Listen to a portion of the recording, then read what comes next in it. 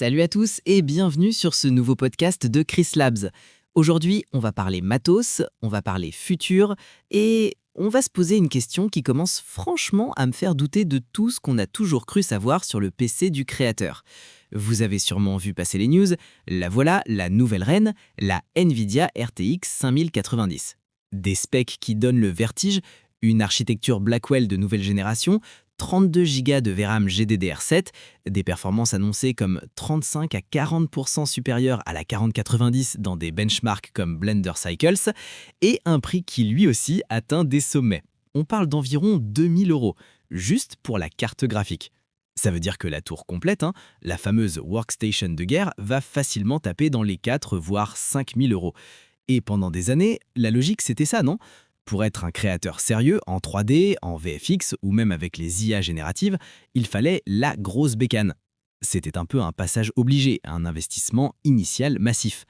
Mais aujourd'hui, en regardant vers l'horizon 2026, je me demande si cette vision n'est pas en train de devenir, obsolète. La vraie question qu'on va se poser ensemble, c'est le PC du futur pour un créateur a-t-il encore vraiment besoin d'une RTX 5090 ? Pour bien comprendre où je veux en venir, il faut arrêter de regarder uniquement le hardware.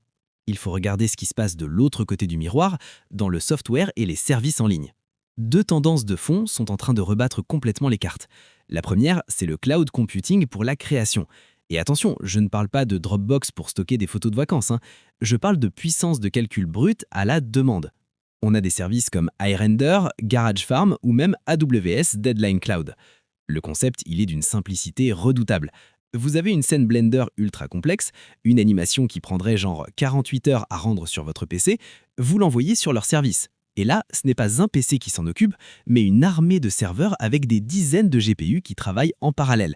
Et en claquement de doigts, votre rendu est plié en 1 heure. Vous payez pour 7 heures d'utilisation, et c'est tout. L'autre facette de cette révolution, c'est les PC dans le cloud ou le desktop as a service, des plateformes comme Wagon ou Shadow. Là, c'est encore plus fou. Pour un abonnement mensuel, vous avez accès, via streaming, à un ordinateur Windows complet et surpuissant, équipé d'un GPU très haut de gamme. Vous pouvez y installer Blender, Unreal Engine, la suite Adobe et travailler dessus depuis votre vieux laptop, votre Mac ou même une tablette à la terrasse d'un café. La seule chose qui compte, c'est d'avoir une bonne connexion Internet.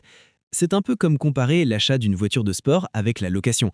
Est-ce que vous avez besoin d'une Ferrari à 300 000 € pour aller faire les courses tous les jours ? Probablement pas. Mais le jour où vous voulez faire une session sur circuit et sentir l'adrénaline, vous louez la bête pour quelques heures.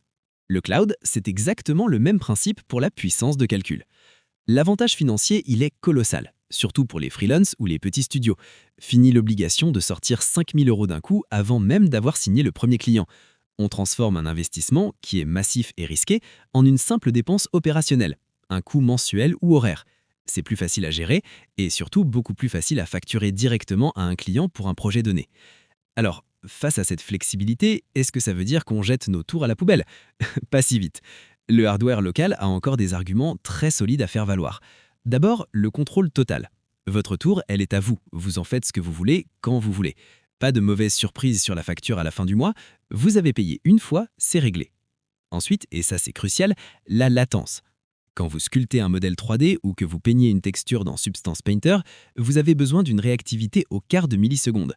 Chaque coup de stylet doit être instantané. Même avec une excellente connexion fibre, le streaming aura toujours une micro-latence. Pour beaucoup, c'est imperceptible. Mais pour les artistes les plus pointilleux, ça peut être un deal-breaker. Et puis, il y a la question de la sécurité et de la dépendance. Avec votre PC, vos fichiers projets, vos assets, tout est chez vous, en sécurité. Quand vous envoyez tout ça sur un serveur à l'autre bout du monde, il faut avoir une confiance absolue dans le prestataire. Et enfin, si votre connexion Internet tombe en panne, avec votre tour, vous pouvez continuer de travailler. Avec un PC dans le cloud, vous êtes au chômage technique. On se retrouve donc avec deux philosophies qui s'affrontent en quelque sorte. D'un côté, la team hardware locale, l'investissement, la propriété, la réactivité absolue, l'indépendance. De l'autre, la team cloud, la flexibilité, l'accessibilité financière, la puissance à la demande. Personnellement, je ne crois pas qu'un camp va anéantir l'autre, pas du tout. Je vois plutôt un futur hybride, un futur intelligent se dessiner pour 2026. Le PC du créateur moyen ne sera peut-être plus cette tour immense, bruyante et énergivore avec une RTX 5090. Non, Ce sera peut-être une machine bien plus raisonnable et équilibrée, disons un bon processeur, 32 Go de RAM, un SSD NVMe rapide et une carte graphique de milieu de gamme, une RTX 5060 ou 5070.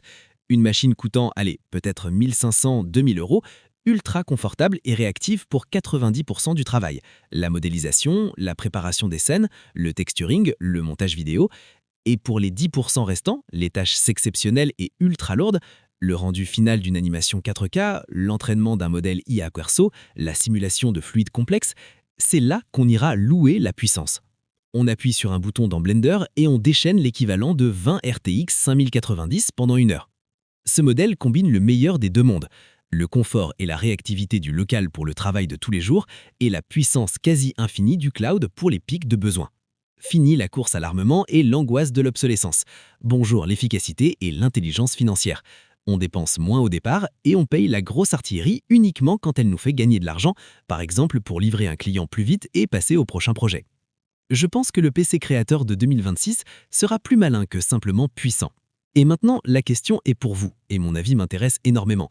En vous projetant dans votre propre futur de créateur en 2026, que ce soit pour vos projets perso ou pro, vous seriez plutôt du genre à économiser pour vous payer la tour ultime, la fameuse bête de course avec la RTX 5090, ou est-ce que ce modèle hybride, avec une machine plus modeste et des services cloud à la demande, vous semble être une voie plus intelligente et plus pertinente? Laissez votre avis et vos arguments dans les commentaires sur YouTube. Team Hardware ou Team Cloud? Ou Team Hybride, comme moi? J'ai vraiment hâte de lire vos retours et d'en débattre avec vous. C'était Chris pour Chris Labs. On se retrouve très vite pour un prochain podcast. Salut!